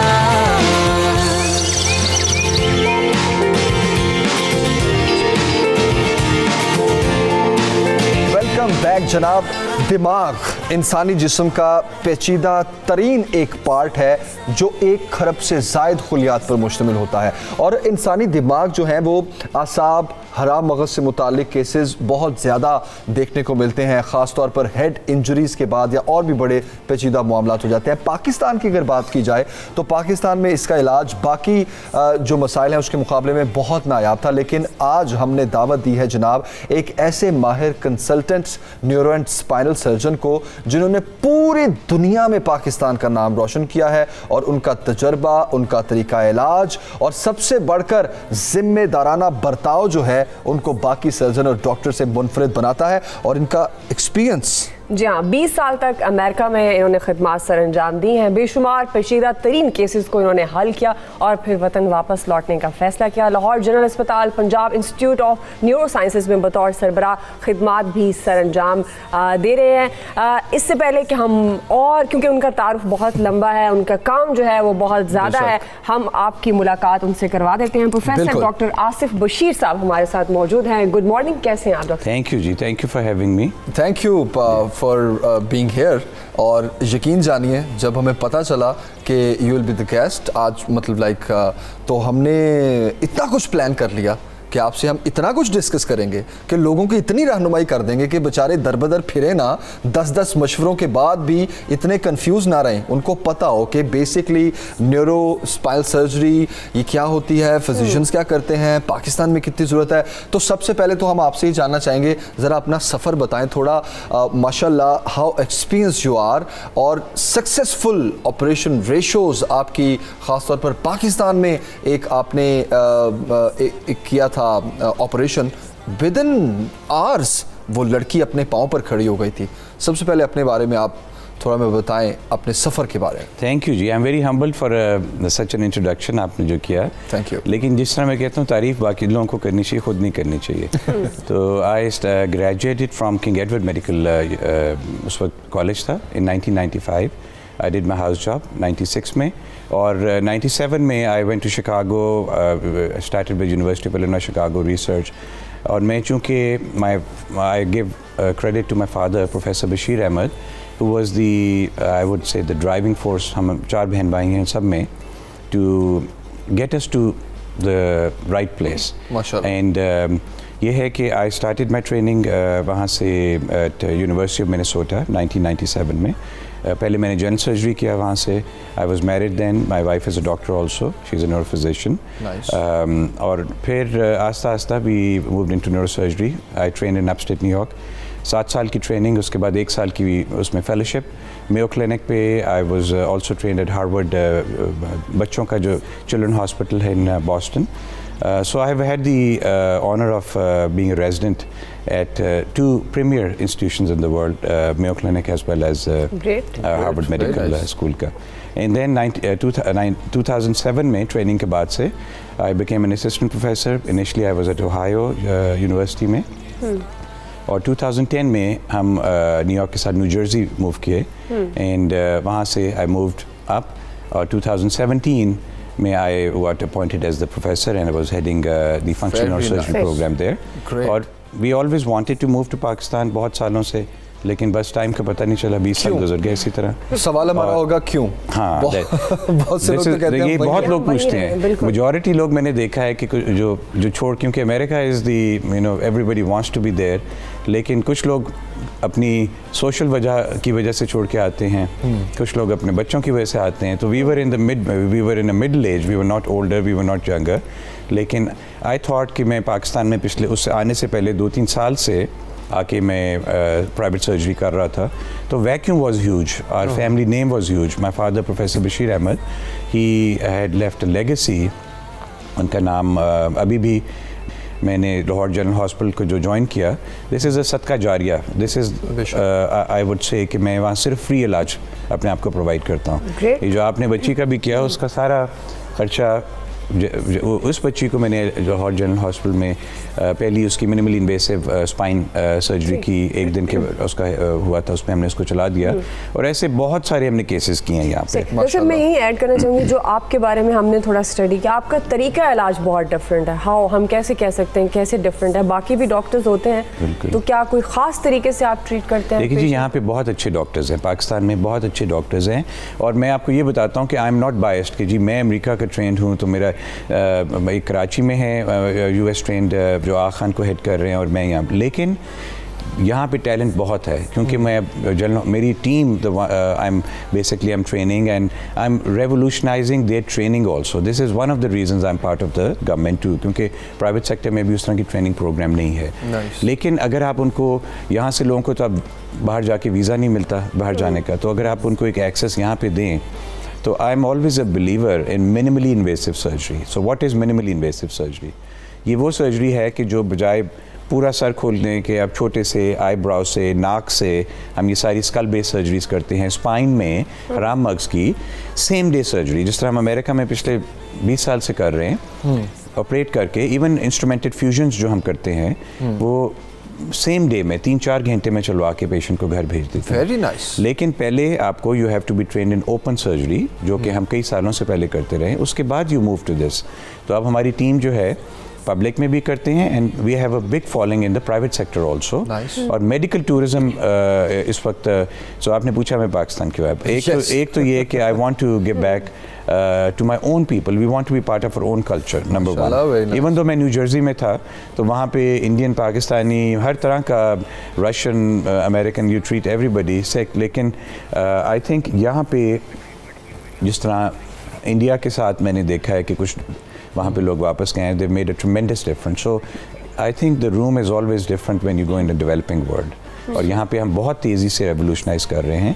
मेडिकल टूरिज़म पे जो मैंने आपको टच किया, हमारे पास पेशेंट्स वहाँ पे आते थे अमेरिका में सर्जरी करवाने, एंड दे वुड पे anywhere from $30,000 to $100,000, जो कि 1 करोड़, अब तो 1.5 करोड़ के बराबर है, टू गेट सिंपल सर्जरीज जो हम रूटीनली करते हैं वहाँ पे। यहाँ पे वो 1/10 से भी कम में, मतलब मैं नहीं जानता कि किसी का 10 लाख भी टोटल खर्चा यहाँ पे आया हो, इवन प्राइवेट सेक्टर में। लेकिन उसके लिए we had to struggle, we had to invest, we brought a lot of equipment from America, and also अब वो पेशेंट्स जो हमारे पास, और वो कितने लोग आ सकते थे अमेरिका, ओनली जो हु कुड अफोर्ड। इस वक्त we are providing the same care to those people. अब हमारे पास पेशेंट्स इंडिया से यहाँ पे reverse medical tourism is starting now. हमारे पास recently we had a patient who came from India, it was taken up by the media. अभी पीछे Africa की एक पेशेंट करवा के गई सर्जरी. तो मिडल ईस्ट से, लंदन, यूरोप, और स्पेशली स्पाइन सर्जरी के लिए, हरामाक्स की सर्जरी के लिए अभी जो अमेरिका उनको जाना था वो अब उनको हम यहाँ पे प्रोवाइड कर रहे हैं. ये हम कुछ वीडियोस भी चला रहे हैं आपकी, और देखने में ये इतनी पेचीदा लग रही हैं, इतनी कॉम्प्लिकेटेड लग रही हैं. और हमने ये भी सुना है कि 3-3 दिन बगैर सोए आप कुछ ऑपरेशंस भी करते रहे हैं. जी बिल्कुल. ट्रेनिंग के दौरान जब अब यहाँ पे तो ये कॉन्सेप्ट नहीं है, 4 दिन भी मैंने इकट्ठे किया है, बस उसमें 1-1, 2-2 घंटे की when I was a first year resident. लेकिन एज यू ग्रो सीनियर आपको फिर एक लेवरेज भी मिलता है. तो लेकिन ये कि वहाँ पे एज लॉन्ग एज के एक सबसे बड़ा जो कॉन्सेप्ट अमेरिका में है, जो हमारे बॉस ने हमें ट्रेनिंग में सिखाया, and I give credit to doctor Charles Hodge who was my chairman, was that if you, और वहाँ अमेरिका में लॉ सूट्स बड़ा कॉमन है डॉक्टर्स पे, specially in high paying fields like neurosurgery में, और उसकी वजह है लैक ऑफ कम्युनिकेशन. तो I think if you treat your patient like your, जो आप अपनी फैमिली मेम्बर को चाहते हैं, you will not go wrong.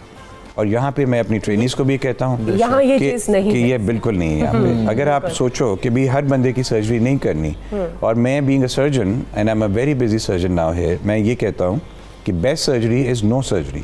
अगर हम आपको सर्जरी के बगैर ठीक कर सकते हैं तो why not. I think that is the best surgery. लेकिन अगर नहीं तो you don't have to go anywhere, we are here. सही. तो डॉक्टर साहब, आप एक जिक्र कर रहे थे अपनी वाइफ का, वो फिजिशियन है. एक तो मैं चाहूँगी, क्योंकि अभी हम आपके वीडियोस भी देख रहे थे, सर्जन और फिजिशियन में क्या फ़र्क होता है, और ये एटीट्यूड कितना मैटर करता है. 2 सवाल इसलिए कर रही हूँ ताकि आप एक साथ जवाब दे दें. डॉक्टर का एटीट्यूड कितना मैटर करता है, क्योंकि यहाँ पर सॉरी टू से ये चीज़ें बहुत कम हैं, और पेशेंट को वो अवेयरनेस नहीं होती कि उसको है क्या, और डॉक्टर का काम होता है कि वो उसे बताए कि भाई आपको सर्जरी की नीड है, आपको मेडिसिन की नीड है. बेसिकली ये जो चीज़ें हैं ये यहाँ पर है ही नहीं. तो आप इसमें भी अभी कोई काम करें, जैसे आप ट्रेनिंग का बात. लेकिन जी this is a very good question, और ये मैं अवेयरनेस आपके शो के through I would like to अपने हमारी पब्लिक है उसको. सो मेरी सिर्फ वाइफ ही नहीं, ऑल माई फैमिली इज़ सब डॉक्टर्स. मेरी बहन, भाई सारे, और most my brother in laws सारे अमेरिका से ट्रेन हैं. कुछ यहाँ से, कुछ my brother in law is a cardiologist, कोई गैस्ट्रोएंटरोलॉजिस्ट, हर तरह की फील्ड में हम हमारी फैमिली है. माई मदर जो है, मेरी वालदा भी, अब तो उन्होंने नहीं, लेकिन वो पैथोलॉजिस्ट थी. तो लेकिन मेरा भाई Qasim Bashir is one of the most eminent neurophysicians in this country. Qasim मेरे से 5 साल पहले वापस आए, और वो न्यूरो इंटरवेंशनलिस्ट हैं. So what he does is, वो भी मिनिमली इन्वेसिव एक्यूट स्ट्रोक फॉलेज होता है, विद इन 3 आवर्स जाके इधर TPA दे के, क्लॉट को ब्रेक करने वाली दवा दे के वो जाके, या इंटरवेंशन करके वो उसको रिट्रीव कर लेते हैं, या ग्रोइन के थ्रू जाके, जिस तरह कार्डियक आपकी एंजियोप्लास्टी होती है, इस तरह ब्रेन की भी होती है. तो वो कासिम करते हैं, और वी ऑल वर्क टुगेदर. हमारा फादर का एक ऑफिस था जेल रोड पे, उसी को अब हम आगे डेवलप कर रहे हैं. और मेरी वाइफ का आपने पूछा, doctor Mahrukh is my wife, वो भी न्यूरोफिजिशियन है. वो भी अमेरिका से ट्रेन होकर वापस आई हैं. वो बच्चों में और जो एडल्ट्स दोनों की न्यूरोलॉजी की करते हैं. लेकिन प्रॉब्लम क्या है, देखिए ना, ये तो हमारा घर का है, तो चलो उनको तो मालूम है किसको रेफ़र करना है. लेकिन जनरल पब्लिक में क्या, what I am seeing in Pakistan, multiple opinions लोग लेते हैं, ठीक है ना. जो मैं सबको वहाँ पे भी कहता था कि too much analysis leads to paralysis. आप जितनी ज़्यादा ओपिनियंस लेंगे उतना ज़्यादा आप कंफ्यूज होंगे. यहाँ पे हकीम भी प्रैक्टिस कर रहे हैं, एंड मैं किसी को कुछ नहीं कहता कि करना चाहिए या नहीं किसी को करना चाहिए. लेकिन पेशेंट्स का प्रॉब्लम यहाँ पे आता है जब वो मल्टीपल लोगों के पास जाते हैं, और उनका वो एक्सपीरियंस नहीं होता उन डॉक्टर्स का या उनका जो उनको मिलना चाहिए. इसी दौरान में उनकी कॉम्प्लिकेशंस हो जाती हैं. और दूसरा जो सबसे बड़ी चीज़ है ना, कि लोग रेफ़र नहीं एक दूसरे को करते. अब देखें जी, मैं तो एक सर्जन, कोई मेरे पास आता है, मैं कहता हूँ आई am a neuro surgeon and a spine surgeon. मेरे को कहते हैं जी ब्लड प्रेशर मेरा मैनेज कर दें या डायबिटीज़ मैनेज कर दें. मैं कहता हूँ मैं आपको रेफ़र करता हूँ अच्छे डॉक्टर्स के पास, आप उनके पास जाओ, क्योंकि वो दे आर बेटर, वो मेरे से बेहतर मैनेज इसको करेंगे.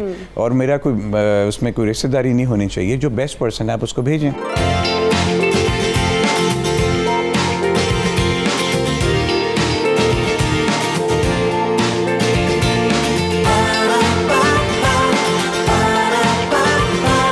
सुबह सवेरे पाकिस्तान.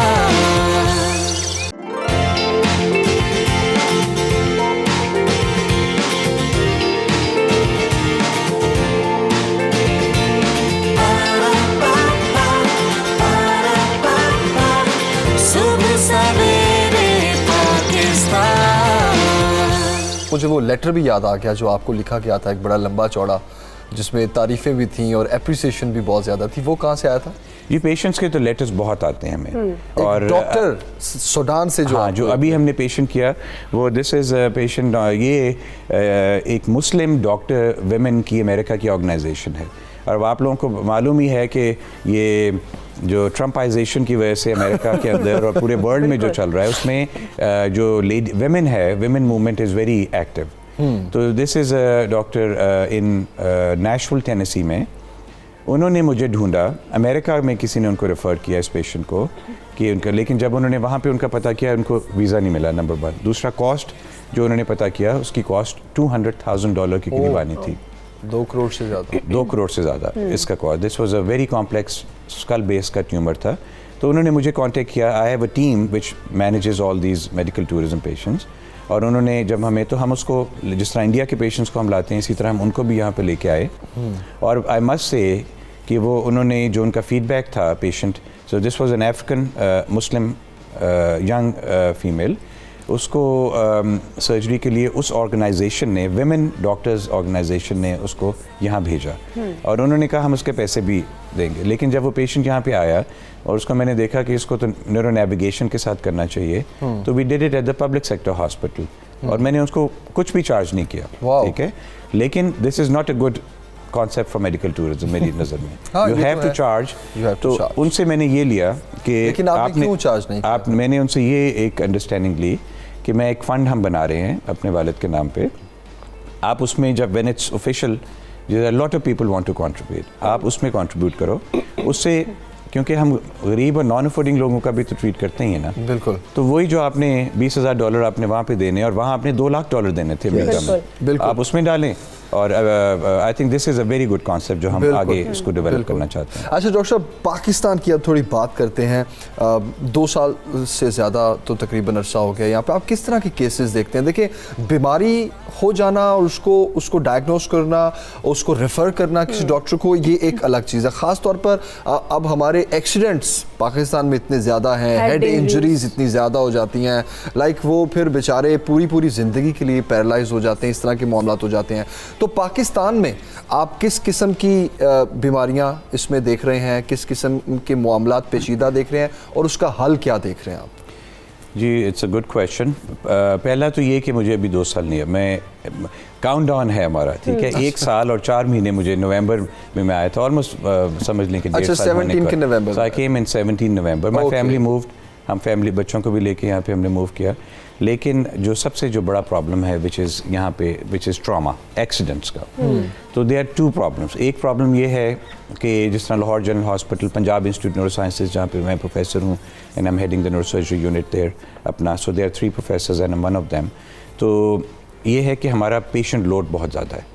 तो जो जिस तरह अमेरिका में भी है, वेस्टर्न वर्ल्ड में है, यूके में है, बाकी कंट्रीज़ में भी है, प्रिवेंशन के ऊपर we don't stress, we have no I would say कोई SOPs नहीं यहाँ पे बने हुए, ट्रॉमा गाइडलाइंस नहीं है जिनको फॉलो किया जाता है। तो जब पेशेंट आता है तो अगर आप, जो मैंने इसको ऑब्जर्व किया और मैंने पिछली गवर्नमेंट को भी, और अब we are working with this government also which is very serious about considering these providing these things to the public. लेकिन प्रॉब्लम क्या है? प्रॉब्लम ये है कि आप, और ये मैं हर जगह जाके बोल रहा हूँ, मैं कहता हूँ किसी शो में अगर मैं जाता हूँ या किसी मीटिंग में बैठा होता हूँ, प्रिवेंशन आप कैसे कर सकते हैं? It doesn't take lot of money, all you have to do is आपका मोड। सो हमने जो स्टैट्स देखे हैं उसमें पाकिस्तान में, in fact there is a crash study जो कि UK बेस्ड थी, उसमें Pakistan was the biggest recruiter of all this head injury patients, और 69% of it is motorcycle accident. Oh, so more than 2/3 is motorcycle related. अब how can we fix this? जिस तरह बाहर का वर्ल्ड है, आई एम श्योर कि जो neighbouring countries हैं उनमें भी होगा, लेकिन why cannot we have the motorcycle? Helmet पहनना इम्पॉर्टेंट है, but not as important as कि आप फास्ट लेन में ना मोटरसाइकिल को आने दें। जो राइट लेन है, पाकिस्तान में राइट लेन है, अमेरिका में लेफ्ट लेन है, ठीक है। राइट लेन में मोटर बाइक का क्या काम है? जैसे ही वो वहाँ पे आता है और जिग जैग करता हुआ वहाँ पे वो एक्सीडेंट होता है, गाड़ी से होता है, मोटर बाइक से, रिक्शा से होता है। उनके लिए बिल्कुल एक्सट्रीम स्लो लाइन में, लेफ्ट लेन में उनको अगर ना हो तो उनका पेनल्टी होना चाहिए, पीनलाइज होना चाहिए उसको। हम ये तो नहीं कर सकते कि मोटरसाइकिल्स को बंद कर दें, लेकिन हम प्रिवेंट तो कर सकते हैं। अगर आप इसको कर दें, आई कैन अश्योर यू 1/3 आपका ट्रॉमा हॉस्पिटल्स में जाना बंद हो जाएगा। सेकेंड थिंग, पेरिफेरी से, आउटस्कर्ट से, इनर पंजाब से, साउथ पंजाब से, सिंध से, this is a problem everywhere which I've seen. I've traveled, mashallah, I'm now the vice president for the Pakistan Society of Neurosurgeons also. Dr. Salman, हमारे friend at Karachi is leading that. So we are doing we are inviting a lot of people from outside.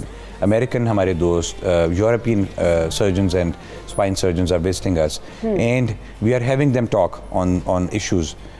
तो we want to invite, जिस तरह patients को हम बाहर से यहाँ लाना चाहते हैं, हम डॉक्टर्स को भी लाना चाहते हैं। तो जो ट्रॉमा है जो आपकी पेरिफेरी से आ रहा है, सब ने मुझे यही रिकमेंडेशन दी कि जिस तरह हम बाहर करते हैं कि भी पहले एक लेवल 3 ट्रॉमा सेंटर होता है जो पेरिफेरी में कहीं होता है, या लेवल 4 होता है जो सबर्ब्स में होता है, या गुजरात में होगा, या फैसलाबाद में होगा, साउथ पंजाब में होगा। वहाँ पे वो चीज़ें वहीं मैनेज हो जानी चाहिए। ये नहीं कि अब हर मरीज को उठा के आप लाहौर जनरल हॉस्पिटल आपने लेना है, या उस पर अब देखें जी कि these are the things which we have to, हम तो रेकमेंड कर सकते हैं, काम तो गवर्नमेंट का है। इसको आगे ये भी अच्छी बात करें डॉक्टर कि कुछ भी हो पूरे पाकिस्तान में तो रेफर का लाहौर में किया जाता है। देखें जी, हर बंदे को तो डॉक्टर बशीर साहब के पहले मेरे वाले अब मुझे ढूंढते तो लाहौर या जनरल हॉस्पिटल के पीछे तो नहीं आने की ज़रूरत ना, जो और उसका एक टाइम फ्रेम होता है। अगर within 30 minutes, within 45 minutes they have to be taken care of. आप यहाँ पे कुछ भी चीज़ कर लें, आप हेलीकॉप्टर में डाल के मरीज़ को ले आएँ, जो विच इज़ द नॉर्म, और यहाँ पे भी होना चाहिए, और government is trying to have a helicopter service also in trauma centres. लेकिन अगर आप उसको वहीं प्रोवाइड कर सकें और आप पैकेजेस ऐसे डॉक्टर्स को दें, हम ट्रेन कर रहे हैं डॉक्टर्स को, उनको हम इंटाइज करें कि वो वहाँ पे प्रोडक्टिव करें उनके लिए और फैसिलिटेट करें। टाइम कम है, let's quickly discuss about spinal cord and tumours. Like tumours क्यों होते हैं, कैसे होते हैं, फिर उसका रिमूव किस तरह किया जाता है क्या, और स्पाइनल कॉर्ड को लेकर भी बहुत से लोग कंफ्यूज रहते हैं, उसकी ट्रीटमेंट क्या है और किस तरह होती है। बिल्कुल, आपने एक और क्वेश्चन पूछा था न्यूरोफिजिशियन और न्यूरोसर्जन का। उसमें पहली चीज़ ये कि न्यूरोफिजिशियन जो कि न्यूरोलॉजिस्ट और न्यूरोसर्जन, दे हैव टू, उनको इकट्ठे काम करना इंपॉर्टेंट है, ठीक है, जिस तरह साइकियाट्रिस्ट को भी है।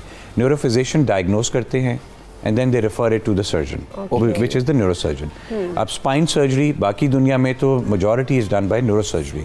यहाँ पे बाकी लोग भी उसमें कर रहे हैं, लेकिन if you are adequately trained, तो आई थिंक जो भी स्पाइन हराम मग्स का जो है, जो जिसकी अच्छी ट्रेनिंग, प्रॉपर ट्रेनिंग हुई भी है, उसको उसमें ट्रेन करना है। लेकिन चूँकि न्यूरोसर्जन जो होते हैं वो डेलिकेट स्पाइनल कॉर्ड की नर्व्स और हराम मग्स को डेली बेसिस पे ट्रीट करते हैं, इसलिए आई think that is the best stop कि वहाँ पे मरीज़ को पहुँचना चाहिए। लेकिन अगर उसको सर्जरी की नहीं ज़रूरत तो वो न्यूरोलॉजिस्ट के पास जाएँ। अब आपने डिजीज़ की बात करें, क्या क्या पैथोलॉजी होती है? ब्रेन के अंदर और स्पाइन को डिवाइड कर लेते हैं, ठीक है, स्पाइन कॉर्ड को डिवाइड। ब्रेन के अंदर ट्रॉमा, जो हमने पहले बात किया, जो कि सबसे कॉमन चीज़ है। सेकंड थिंग इज़ ट्यूमर्स, रसौली जोड़ों वाली होती है, नॉन जोड़ों वाली होती है। हमारा गोल अब ये है कि हम इनको मिनिमली इन्वेसिव से ऑपरेट करके नेक्स्ट डे घर चले जाते हैं। अब तो ऐसे हैं, मतलब मेजॉरिटी पेशेंट जो हैं हम उनको करके नेक्स्ट डे घर भेज देते हैं। इसी तरह जो स्ट्रोक होता है, जो फॉलेज होता है, उसमें कई बार हेमरेज हो जाता है, ब्रेन हेमरेज हो जाता है ड्यू टू एनेरिज्म्स होता है। फिर शाहरग जो आपकी क्रोटिड है, क्रोटिड स्टेनोसिस होता है, उसको खोल के या स्टेंट करना पड़ता है, जो doctor Qasim, my younger brother and other train people, आखान पे भी हो रहा है, वहाँ पे भी करते हैं। और क्या चीज़ें इसमें होती हैं? बच्चों की ट्यूमर्स होते हैं, बच्चों की इन्फेक्शंस होती हैं जो कि मैस इफेक्ट देती हैं, जिसकी वजह से होता है। स्पाइनल कॉर्ड में अगर आप आ जाएं तो स्पाइनल कॉर्ड हराम मग्स का जो मोस्ट कॉमन है is not trauma, is degenerative, उसको डिजेन डिजीज़ हम कहते हैं। उसमें ये होता है कि पेशेंट्स को सियाटिका होती है, मोस्ट कॉमनली हमने बहुत सारे पेशेंट्स की है, आपके भी कुछ हमारे फ्रेंड्स हैं जिनके हमने फैमिली मेम्बर्स को वहाँ पे ट्रीट, तो उनको पेन जाती है, बैक पेन होती है, नेक पेन होती है, आर्म में रेडिएट करती है, टांग में रेडिएट करती है। और उसको अगर पहले तो आपने उसको, सबसे पहला जो चीज़ मैं आपको पब्लिक को बताना चाहता हूँ कि 80% ऑफ sciatica और जो नेक और ठीक बैक है, प्रॉब्लम्स हैं ठीक उनको है। ऑपरेशन की अब जरूरत डॉक्टर साहब नहीं है। Very nice, you are doing a great job. हम ये चाहेंगे कि अब आपके साथ एक लंबा सेगमेंट प्लान करें और ये सारी बीमारियों को हम डिस्कस करेंगे, तो thank you so much. Important आज चीजें अभी रह गई हैं। यस हाँ बिल्कुल, वो डिस्कस करना बहुत जरूरी है। सुबह पाकिस्तान का मेहमान बनने के लिए आपको बहुत Thank शुक्रिया, you और हम so चाहेंगे कि दोबारा भी आपको इनवाइट करें और Thank ये you. सारी बीमारियों को हम डिस्कस करें। Thank you so much, thank you. तो इंशाल्लाह मंडे को मुलाकात होगी आपसे। अपना ख्याल रखिए, हमें फीडबैक दीजिएगा। अल्लाह हाफिज।